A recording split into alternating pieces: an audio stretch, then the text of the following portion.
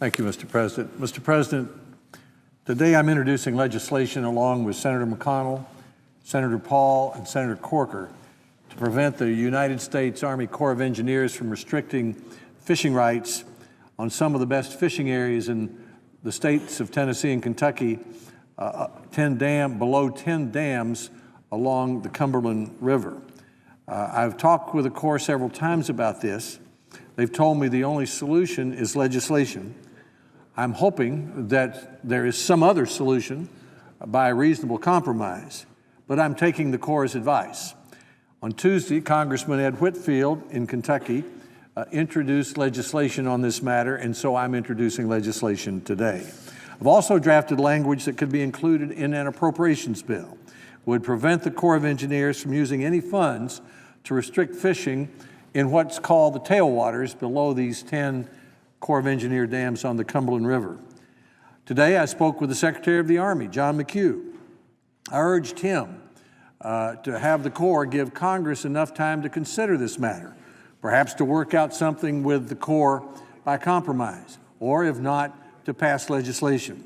On Monday, I'm meeting with the Assistant Secretary of the Army, Joellen Darcy, who is in charge of the Corps of Engineers, to ask that the Corps stop now taking any further action to build physical barriers along the Cumberland River. Earlier, I've met with James DeLapp, the colonel who is the commander of the Nashville District. And then I met along with Congressman Whitfield and Congressman Cooper of Nashville, of Tennessee, with Major General Michael Walsh, who's the Deputy Commanding General. So I've had a number of meetings on this subject, Mr. President, and I'm determined to get some result one way or the other. And I'm delighted to have the Republican leader, Senator McConnell, my colleague, Senator Corker from Tennessee, and Senator Rand Paul of Kentucky as co-sponsors on the legislation. Now, one may say, with a large number of problems facing our country, from Iran to the sequester, why is a United States Senator, in fact 4, and a number of congressmen interested in fishing? Well, Mr. President, there are 900,000 Tennesseans who buy fishing licenses each year. And one of my jobs is to represent them.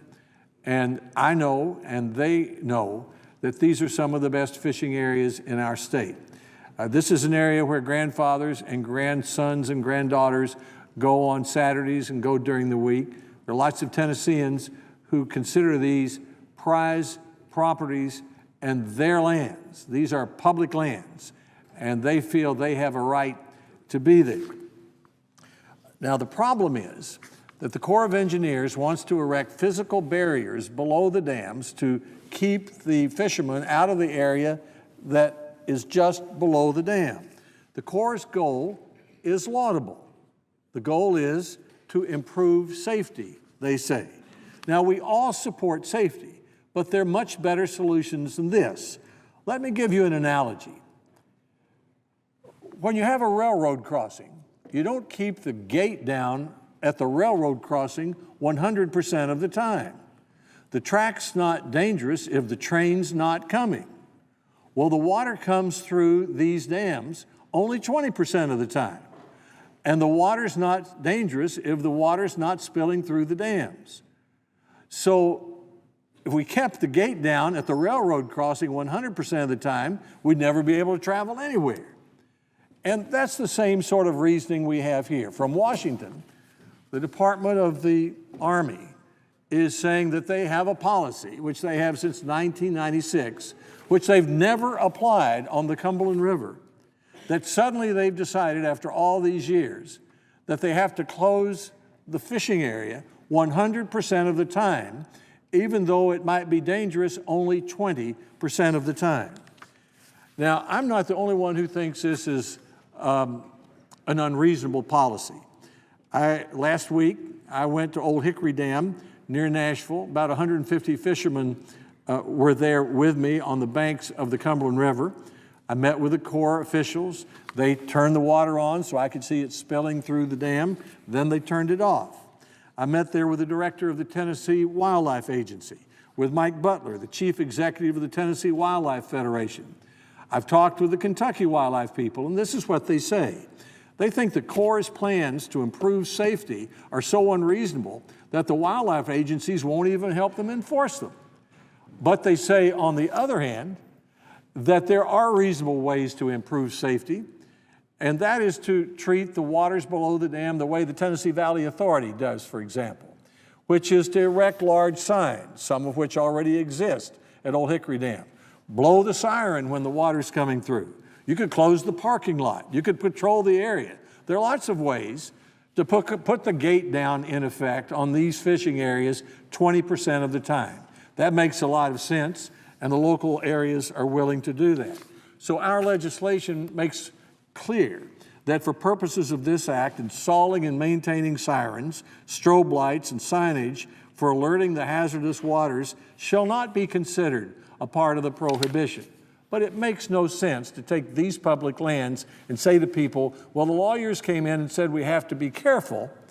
Of course we have to be careful, but being careful does not mean that you keep the gate down over the railroad crossing 100% of the time, and it doesn't mean that you close the area to fishing 100% of the time when it's dangerous only 20% of the time.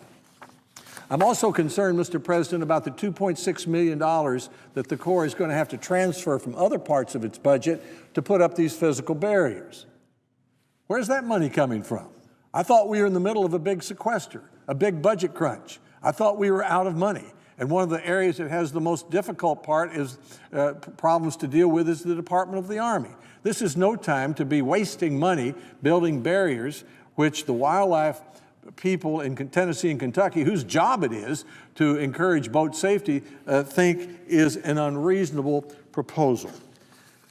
So, Mr. President, I'm doing what the Corps has said needs to be done, which is to provide legislation. But I look forward to continuing to work with the Corps of Engineers. My hope is that we can work out a reasonable solution with the wildlife agencies. The county judges on both sides of the border are very involved in this. They see the economic benefit that comes from the large number of people who come into those areas for recreational purposes. They leave their dollars behind. That creates good jobs in Tennessee and Kentucky. But basically, these are public waters. Tennessee and Kentucky fishermen ought to have access to them. And there shouldn't be an unreasonable edict from Washington that basically puts the gate down across the railroad crossing 100% of the time.